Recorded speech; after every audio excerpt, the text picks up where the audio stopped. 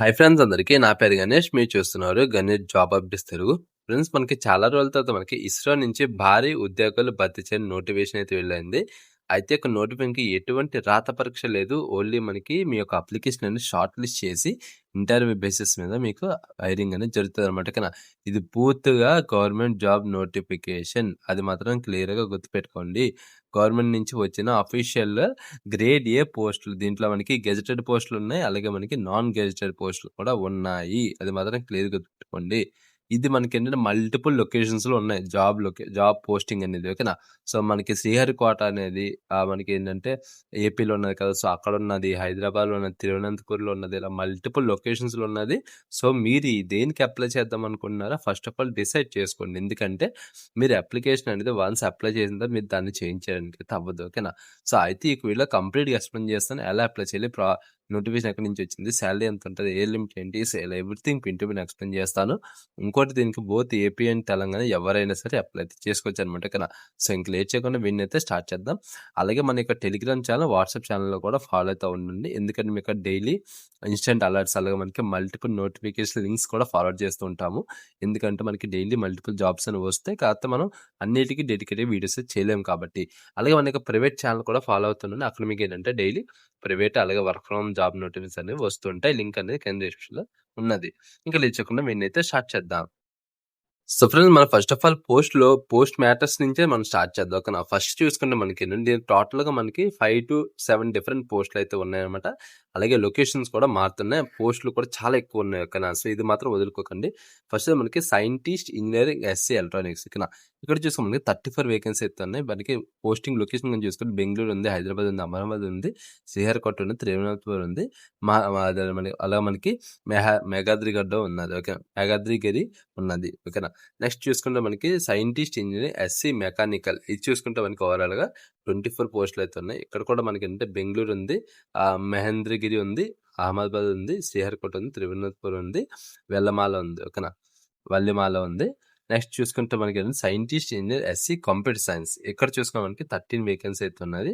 ఇక్కడ కూడా మనకి ఏంటంటే బెంగుళూరు ఉంది, హాసన్ ఉంది, హైదరాబాద్ ఉంది, అహ్మదాబాద్ ఉంది, తిరువనంతపురం ఉన్నది. ఓకేనా. తిరువనంతపురం దాంతో పాటు ఇక్కడ కింద కూడా ఉంది మనకి మహేంద్రగిరి. అలాగే మనకి ఇస్రో తాలూకా బెంగుళూరు హెడ్ క్వార్టర్స్‌లో కూడా దీంట్లోనైతే ఉన్నదనమాట. ఓకేనా. సారీ దీనిది సారీ. ఆ ఇన్ఫర్మేషన్ కొంచెం తప్పుగా చెప్పాను. సో, ఇది చూసుకుంటే మనకి సైంటిస్ట్, ఇంజినీర్, ఎస్సీ, సివిల్ అనమాట. దీంట్లో వచ్చేసి 10 వేకెన్సీ అయితే ఉన్నది. ఇక్కడ చూసుకుంటే మహేంద్రగిరి, అలా మనకి బెంగుళూరు, శ్రీహరికోట, తిరువనంతపూర్, వల్లియమాల్, అలా మనకి హైదరాబాద్‌లోనైతే ఉన్నది. నెక్స్ట్ చూసుకుంటే మనకి సైంటిస్ట్, ఇంజినీరింగ్, ఎస్సీ, ఎలక్ట్రానిక్స్ చూసుకుంటే ఎలక్ట్రికల్ చూసుకుంటే 4 అయితే ఉన్నాయి. హైదరాబాద్, అహ్మద్. అలాగే మనకి రిఫ్రిజిరేటర్ అండ్ ఎయిర్ కండిషనింగ్ చూసుకుంటే 2 ఉన్నాయి. అహ్మదాబాద్‌లో ఉన్నది. నెక్స్ట్ చూసుకుంటే మనకేంటంటే సైంటిస్ట్, ఆర్కిటెక్చర్ కింద చూసుకుంటే దీనికొచ్చేసరికి 2 ఉన్నది. బెంగుళూరు, తిరువనంతపురం ఉన్నది. అలా మనకి అటానమస్ బాడీ పిఆర్ఎల్ చూసుకుంటే 1 ఉన్నది. దీంట్లో మనకి అహ్మదాబాద్ ఉన్నది. ఓకేనా. సో, అంటే బేసిక్‌గా మనకేంటంటే ఓవరాల్‌గా ఈ యొక్క నోటిఫికేషన్ ద్వారా నియర్లీ మనకి 40 కూడా కాదు, 70+ వేకెన్సీ అయితే ఈ యొక్క నోటిఫికేషన్ ద్వారా భర్తీ అనేది చేసుకుంటున్నారు. చాలా అంటే చాలా మంచి ఆపర్చునిటీ. ప్రతి ఒక్కరు అప్లై చేసుకోవడానికి ట్రై చేయండి.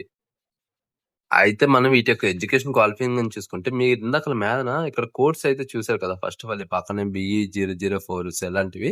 సో, ఆ కోడ్‌లు బట్టి మీరు దేనికి అప్లై చేద్దామని చూసుకొని, ఫస్ట్ ఆఫ్ ఆల్ ఇక్కడ ఎసెన్షియల్ క్వాలిఫికేషన్‌లో చూసుకుంటే 1 దగ్గర వచ్చేసి మనకి BE బీటెక్ అనేది ఎలక్ట్రానికల్, అలా మనకి కమ్యూనికేషన్ ఇంజినీరింగ్ దాంట్లో మనకేంటంటే 65% అనేది అబోవ్ అయితే ఉండాలి. అలా మనకి గేట్ స్కోర్ అనేది వాలిడేట్‌లో మనకి గేట్ స్కోర్ అనేది ఉండాలని చెప్తున్నారు. పేపర్ వచ్చేసి ఈసీ అని చెప్తున్నారు. అలా మనకి 2లో చూసుకుంటే దీనికి కూడా మనకేంటంటే మెకానికల్ రిలేటెడ్ మనకేంటంటే క్వాలిఫికేషన్ అయితే ఉండాలని చెప్తున్నారు. 03 వచ్చేసి మనకి కంప్యూటర్ సైన్స్ ఇంజినీరింగ్ సంబంధించిన క్వాలిఫికేషన్ అనేది ఉండాలని చెప్తున్నారు. 04 వచ్చేసి మనకేంటంటే సివిల్ ఇంజినీరింగ్ సంబంధించిన మనకి క్వాలిఫికేషన్ అయితే ఉండాలని చెప్తున్నారు. 05 వచ్చేసి మనకి ఎలక్ట్రికల్ ఇంజినీరింగ్, అలా మనకి ఎలక్ట్రికల్ అండ్ ఎలక్ట్రానిక్స్‌లో ఇంజినీరింగ్‌లో మనకేంటంటే క్వాలిఫికేషన్ ఉండాలని చెప్తున్నారు. 06లో గాని చూసుకుంటే మనకి mechanical engineering with air condition and refrigeration దాంట్లో మనకి క్వాలిఫికేషన్ అనేది ఉండాలని చెప్తున్నారు. 07 చూసుకున్న మనకి ఆర్కిటెక్చర్‌లో మనకేంటంటే క్వాలిఫికేషన్ అనేది బేసిక్‌గా ఉండాలని చెప్తున్నారు. అలా మనకి 04 దీంట్లో మనకి ఏ ఒకటి కూడా ఉన్నది. సో, దాంట్లో చూసుకుంటే మనకి సివిల్ ఇంజినీరింగ్‌లో మనకి క్వాలిఫికేషన్ అనేది ఉండాలనేది క్లియర్‌గా చెప్పడం అయితే జరిగిందనమాట. ఓకేనా. సో, అయితే దీని యొక్క క్వాలిఫికేషన్ చూసాము. దాని తర్వాత మనకి ఏజ్ లిమిట్ అలాగే మనకి లైక్ ఏంటంటే ఎలా సెలక్షన్ చేస్తారో అవన్నీ చూసుకున్నట్లయితే ఇక్కడ ఏజ్ లిమిట్ గాని చూసుకుంటే వీళ్ళేం చెప్తున్నారంటే మీకు ఏజ్ అనేది 17, 8 లోగా మనకేంటంటే 28 ఇయర్స్ అనేది ఏజ్ లిమిట్ అనేది ఉండాలని చెప్తున్నారు. అలాగే మనకి ఇక్కడ చూసుకుంటే బాండ్ డేట్స్ కూడా ఇచ్చారు. 18/8/1998 లోగా మీరు అప్పటి నుంచి మీరంటే బాండింగ్ అనేది బార్న్ అనేది ఉండాలని చెప్తున్నారు. అది ఎవరికి అండర్ కేటగిరీ అలాగే ఈడబ్ల్యూఎస్ వాళ్ళకి. అలాగే మనకి 18/8/1995 ఇచ్చారు. అలాగే మనకి 18/8/1993 అంటే ఇక్కడ మనకి ఏంటంటే ఇది ఏజ్ రిలాక్సేషన్ సంబంధించింది. ఓకేనా. మీకు బేసిక్ ఏంటంటే 28 ఇయర్స్ అనేది 17/8/2026 కల్లా ఉండాలి. ఏజ్ రిలాక్సేషన్ వచ్చేసరికి మీకు ఏంటంటే ఒకవేళ మీకు ఇప్పుడు ఆ టైంలో బాండ్ అయ్యి ఉంటే మీకు ఏంటంటే ఏజ్ రిలాక్సేషన్ అనేది వర్తిస్తుందని బేసిక్గా వీళ్ళు చెప్పడం అయితే జరిగిందనమాట. ఇక్కడ అయితే దీనికి మనకి శాలరీ ఇవన్నీ తనకన్నా మంది శాలరీ అనేది ఇంకో పాయింట్ ఏంటంటే ఇక్కడ పీడిఎఫ్లో అనేది ఎక్కడ శాలరీ అనేది మెన్షన్ చేయలేదు. కాకపోతే నేను ఎక్స్పెక్ట్ చేసేదైతే ఒకసారి గూగుల్లో కూడా ట్రై చేయండి. నేను ఎక్స్పెక్ట్ చేసేదైతే దీనికి స్టార్టింగ్ మనకు ఒక 70,000 అనేది బేసిక్ అనేది ఉంటుందని గూగుల్లో చెక్ చేయడం జరిగింది. సో మీరు ఒకసారి వెరిఫై చేసుకోండి. ఓకేనా. శాలరీ ఎలాగుంటుంది ఏంటని. అయితే దీన్ని ఫీ గాని చూసుకుంటే ఏ ఒక్క క్యాండిడేట్స్ అయినా సరే రూ. 250 అనేది బేసిక్‌గా ఫీ అనేది పే చేయాలి. అది ఎలాగంటే మనకి ఇంటర్నెట్ బ్యాంకింగ్ గాని లేదంటే యూపీఐ గాని, డెబిట్ కార్డ్ గాని, క్రెడిట్ కార్డ్ గాని దేంట్లోనైనా సరే మీరు పేమెంట్ అయితే చేయొచ్చు అనేసి వీళ్ళు క్లియర్‌గా మెన్షన్ అనేది చేశారు.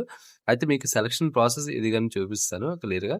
ఫస్ట్ ఆఫ్ ఆల్ మీరేంటంటే ఇంకోటి మీ దగ్గర డాక్యుమెంట్స్ అనేవి కూడా పర్ఫెక్ట్‌గా ఉండాలనమాట. డాక్యుమెంట్స్ ఏది లేకపోయినా సరే రిజెక్ట్ అయితే అయిపోద్ది. ఇక్కడ సెలక్షన్ ప్రొసీజర్ గాని చూసుకుంటే మీరు ఇక్కడ చూసుకోండి.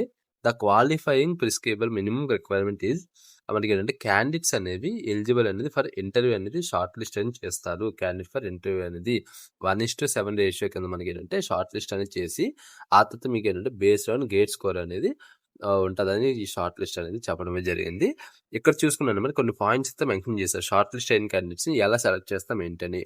టెక్నికల్ నాలెడ్జ్ అనేది ఎవరికి ఉన్నదో 40 మార్క్స్ అనేది ఉంటుంది. సో మీరు ఇంటర్వ్యూ సెక్షన్లో ఎలా మాట్లాడతారు ఏంటనేది దాన్ని బేసిస్ చేసుకొని మనకి మీకు మార్క్స్ అయితే ఉంటుంది. అలా మనకి జనరల్ అవేర్నెస్లోనే మీకు స్పెషలైజేషన్ అలాగే కమ్యూనికేషన్ స్కిల్స్, కాంప్రహెన్షన్ స్కిల్స్ దాంతోపాటు మనకి ఇన్స్టిట్యూట్ ఐఐటి మనకి ఐఐఎస్సి, ఐఐఎస్టి, ఎన్ఐటీస్ ఇలాంటివి మీకు ఏంటంటే అలాంటి మనకి అకాడమిక్ అచీవ్మెంట్స్ కానీ సో ఇలాంటి మనకి మోర్ బెనిఫిట్స్ అయితే ఉంటుందని చెప్తున్నారు. అలాగే మనకి అకాడమిక్ పర్ఫార్మెన్స్ కనుక చూసుకుంటే ఇక్కడ మనకి అంటే మీ యొక్క పర్ఫార్మెన్స్ ఎంత ఉన్నదో చూసుకొని దాన్ని బట్టి మీకు ఏంటంటే మార్క్స్ అనేది ఉంటుందని చెప్తున్నారు. అలా మీ యొక్క ఇన్స్టిట్యూట్ ఏంటి అవార్డ్స్ ఏమైనా వచ్చాయని ఇలా సో దాన్ని బేస్ చేసుకొని కూడా మార్క్స్ అయితే ఉంటుందని చెప్తున్నారు. ఓవరాల్ మనకి 100 మార్క్స్ అయితే ఉంటుందన్నమాట. అలా మనకి క్వాలిఫైయింగ్ సెటింగ్ చూసుకుంటే గేట్ స్కోర్ వచ్చేసి 50-40 అండర్ అండ్ ఈడబ్ల్యూఎస్కి వచ్చేసి మనకి 50% అయితే ఉంటుంది. ఇంటర్వ్యూ కూడా 50% అయితే ఉంటుంది. అగ్రిగేట్ వచ్చేసి మనకి ఏంటంటే 60% అయితే ఉంటుంది. అలాగే మనకి మిగతా క్యాండిడేట్స్ ఎవరైతే ఉన్నారో వాళ్ళు వచ్చేసి 40-50 అయితే ఉంటుందని బేసిక్ వీళ్ళు చెప్పడం అయితే జరిగింది. ఓకేనా. సో ఇది ఈ యొక్క నోటిఫికేషన్ అనమాట. ఎటువంటి రాత పరీక్ష లేదు కాబట్టి ఖచ్చితంగా ప్రతి ఒక్కరు అప్లై చేసుకుని ట్రై చేయండి. ఇంకోటి ఇక్కడ శాలరీ కోసం కూడా మెన్షన్ చేశారు. ఆ శాలరీ వచ్చేసి మనకి ఏంటంటే 56,100 అనేది ఉంటుందని చెప్తున్నారు వితౌట్ అలవెన్స్. ఓకేనా. అలవెన్స్ అనేది ఇంకా యాడ్ అయిన తర్వాత మీకు ఏంటంటే నియర్లీ నేను చెప్పినట్టు ఒక 70,000 అనేది బేసిక్ అయితే ఉండడం అయితే జరుగుతుంది. ఓకేనా. సో ఇది కొంచెం హిందీలో ఉంది కదా. సో అందుకే ఇందాక శాలరీ అనేది క్లియర్గా కనిపించలేదు. ఓకేనా. సో ఇది ఫ్రెండ్స్ ఈ యొక్క నోటిఫికేషన్ వచ్చేసి అయితే నేను ఎలా అప్లై చేయాలి ఏంటి అని చూసుకుంటే కింద డిస్క్రిప్షన్ లింక్ అయితే ప్రొవైడ్ చేస్తాను నోటిఫికేషన్ది అలాగే అప్లై లింక్.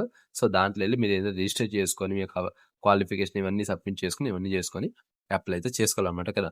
సో వీడితో అంతే ఫ్రెండ్స్. వీడియోస్ లైక్ చేసి షేర్ చేసి సపోర్ట్ చేయండి. కొత్తగా వచ్చి సబ్స్క్రైబ్ చేసుకొని వెళ్ళకంతా ఆల్ యాక్టివ్ చేసుకోండి. Bye friends. Thanks for watching.